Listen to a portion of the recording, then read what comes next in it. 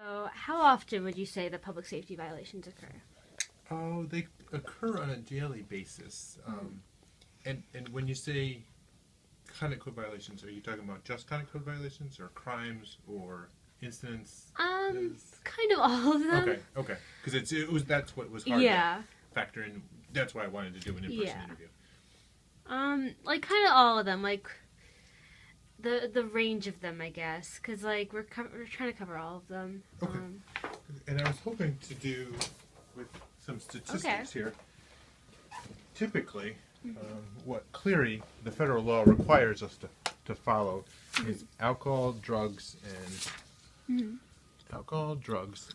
weapons violations. Okay. So, liquor law, we had 187 violations. Okay. This is a school year or a calendar year. Okay. So 870 times. That's a substantial amount. Drugs were 289, and weapons were 5. Okay. Typically, the things we're going to see is alcohol violations. Yeah. But then, secondly, might be a noise violation, which this is a crime or a violation of interstate law, where the noise after hours would be a res life violation. Yeah. So those are the things that we handle most often. And so those would be the most common ones. And why do you think that is? Is it just because like we're college students and we're kind of rowdy that like to have fun, or? Certainly, the age of our population lends itself to experimental with alcohol or drugs or that type of stuff. That's typically the behavior you'll see in young adults. Yeah. So, how would you go about handling these violations then? Well, Ithaca College has a broad range of enforcers. We have patrol officers, which are New York State certified law enforcement officers that can make arrests. We have security officers that are not sworn officers, still do the same functions and can refer somebody. We have students, and we have residential life staff. All those are the partnering with residential life, who live in the building and enforce a lot of violations just to make sure that your quality of life in the res halls uninterrupted. You can study it when you want to study. Having that multiple layers in effect address all of our concerns from a community safety standpoint.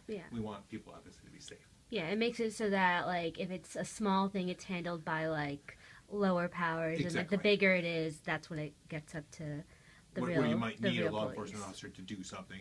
If someone gets punched in the face and injured, we need somebody to make. Has a student ever like fought against the charges brought against them? And there's two different ways we can go about charges. One would be a criminal charge, which would be handled in the town of Ithaca court. Okay. And that's just like if you ever watch Law and Order, just like on TV. There's a defense attorney, there's a prosecutor, and it's handled by the judge. At the school, we also have a judicial system.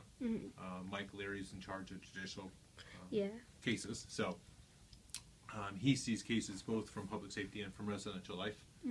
They're adjudicated. Where would you say Ithaca ranks in comparison to other schools in terms of some violations?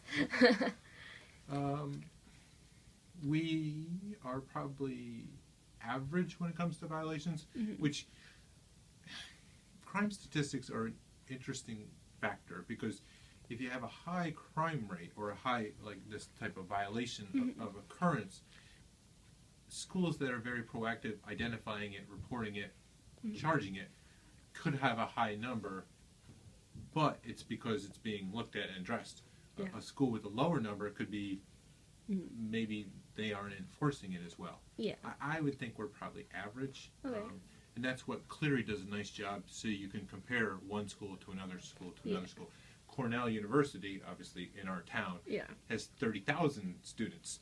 They have higher numbers, but it's proportionality. So you got to make sure you compare same. Like, how knowledgeable would you say students are of their rights? Like, have you ever run into a student where they're just like completely ignorant to as what like they're doing is wrong? I think students are fairly knowledgeable. I mean, I think the I didn't know I was doing something wrong. If an officer encounters that initially, I think the second time, really, you didn't know you can't have an alcohol beverage if you're under the age of 21. You really didn't know that?